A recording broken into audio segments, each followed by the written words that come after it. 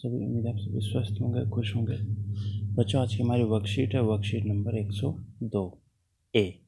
2 part में, पहले part A देख लेते हैं। हिंदी की कार्यपत्रिका है कक्षा 3 के लिए। यहाँ पर आप अपना सेक्शन लिखेंगे। तारीख है आज की 1 नवंबर 2021। पाठ्य पुस्तक रिमझिम है, या लिखना भूल गए हैं शायद। पाठ का नाम जब मुझको सांप ने काटा। विद्यार्थी यानी आपका नाम यहाँ पर और आपके टीचर का नाम यहाँ पर आएगा। पिछली कार्यपत्रिका में हमने पाठ जब मुझको सांप ने काटा को बहुत ही उत्साह के साथ पढ़ा। मोर का एक सुंदर मुखौटा भी बनाकर पहना। बच्चों, आपको मुखौटा बना पहनकर मजा आया ना? आइए अब आप पाठ की कुछ पंक्तियों को फिर से बोलकर पढ़ते हैं। उसने उंगली देखी और बोला, चुपचाप बैठो, हिलना डुलना मत। फिर पीतल के बर्तन में पानी लाया और मेरे सामने बैठकर मंत्र पढ़ने लगा। मैं चाहता तो बहुत था कि उस बूढ़े को बता दूं कि मुझे सांप ने नहीं, बर ने काटा है, पर मेरे नाना मुझे कसकर पकड़ रहे और मुझे बोलने ही नहीं दिया। जैसे ही मैं कुछ कहने को मुंह खोलता, वह डांट कर कहते चुप। डर के मारे में चुप हो जाता। हमारे पीछे पीछे हमारी नानी भी कई लोगों के साथ वहाँ आ पहुंची। सब लोग उदास खड़े देखते रहे।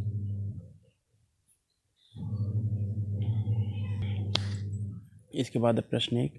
आइए बच्चों, अब नीचे दिए गए प्रश्नों के उत्तर को सामने दिए गए विकल्पों से ढूंढकर उन पर सही का निशान लगाते हैं। बच्चे को कौन डांट रहा था? बूढ़ा। बच्चे को इलाज के लिए कहाँ ले गए थे? बूढ़े के पास। सांप शब्द का समानार्थक शब्द क्या होता है? सर्प। और उदास शब्द का विलोम खुश। नंबर 2, नीचे लिखे शब्दों को बोलकर पढ़िए और सही वर्तनी वाले शब्दों पर गोला लगाइए। छापकली होता है, छिपकली होता है? छिपकली होता है। मंत्र होता है, मतर होता है? मंत्र होता है। बूढ़ा होता है, बूढ़ा होता है? बूढ़ा होता है। सांप होता है, सांप होता है? सांप होता है। इसके बाद है बर या बर। अभी हमने शब्द देखा था, ये पर था बर। प्रश्न 3, पाठ के आधार पर लिखकर बताइए कि झाड़ फूक वाले में नाना जी ने बालकों को बोलने से मना क्यों किया होगा। यह आप पाठ में पढ़कर आपको बता सकते हैं। तो बच्चों, इसके बाद चलते हैं अगले प्रश्न पर। बच्चों, आओ बातचीत करें।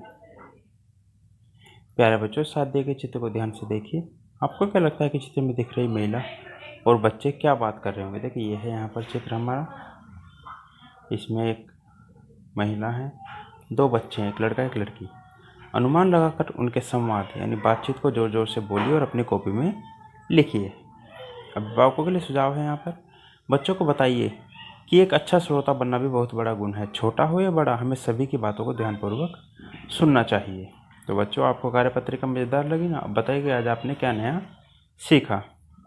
और अंत में अपने हाथों को साबुन में पानी से नियमित रूप से धोइए ताकि आप और आपका परिवार सुरक्षित रहे कोरोना व अन्य बीमारियों से भी। चलते हैं बच्चों इसके सेकंड पार्ट यानी पार्ट बी, 102 बी। 102 बी जो वर्कशीट है हमारी, वो ईवीएस की वर्कशीट है क्लास 3 के लिए। यहाँ पर आप अपना सेक्शन लिखेंगे।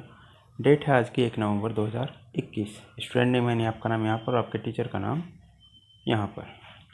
प्यारे बच्चों, हम सभी जानते हैं कि भारत त्योहारों का देश है। त्योहारों का हमारे जीवन में बहुत महत्वपूर्ण स्थान है। आप सब भी त्यौहार मनाने की बड़ी उत्साह से तैयारी करते होंगे। नए नए वस्त्र, स्वादिष्ट भोजन, व्यंजन, विभिन्न प्रकार की सामग्री और अलग अलग प्रकार की सजावट हमारे त्योहारों को विशेष बनाती है। तो चलिए आज हम भारत में मनाए जाने वाले कुछ त्योहारों के बारे में चर्चा करते हैं। प्रश्न 1, बच्चों, बहुत से त्योहारों में से कुछ त्यौहार हम राष्ट्रीय पर्व यानी नेशनल फेस्टिवल के रूप में मनाते हैं। नीचे राष्ट्रीय पर्व से संबंधित कुछ चित्र दिए गए हैं, इन्हें पहचानिए और तालिका अनुसार पूछी गई जानकारी अपनी कॉपी में लिखिए। चलिए देखते हैं कौन कौन से हैं। देखिए 3 त्यौहार हैं, पहला, दूसरा, तीसरा।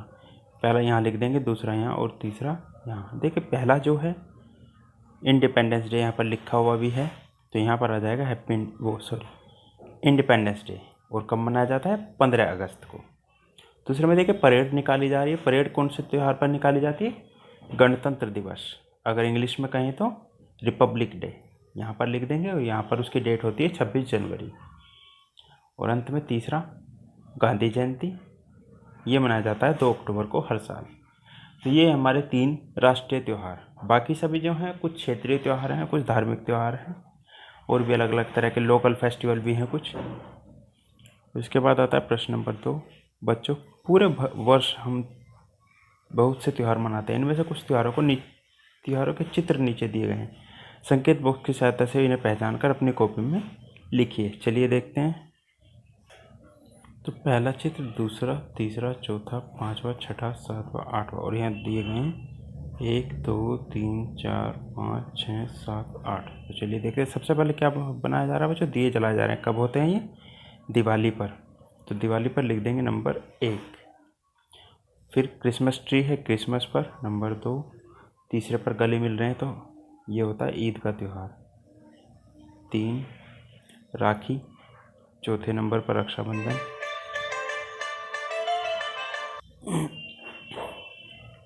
इसके बाद 5वें नंबर पर है, देखिए ये पे है बिहू। बिहू कहाँ गया? ये रहा। फिर दशहरा, रावण के दस्तर 6 नंबर पर। 7 नंबर पर होली खेल रहे हैं, और 8 नंबर पर बना रहे हैं लोहड़ी। तो इसके से बाद आती है एक एक्टिविटी। घर में उपलब्ध कागजों की सहायता से त्यौहार से संबंधित सजावट के लिए कोई एक सामान बनाइए, जैसे हमने बनाया है, और अपने अध्यापक के साथ साझा कीजिए। बच्चों, ये आपकी दिवाली की एक्टिविटी भी है। ठीक है, आपको इस तरह का, इससे मिलता जुलता है कुछ अलग भी, यानी जो दिवाली की डेकोरेशन में काम आए, अपने हाथों से बनाया हुआ कुछ सामान बनाना है और अपने क्लास टीचर को भेज देना है। ठीक है बच्चों।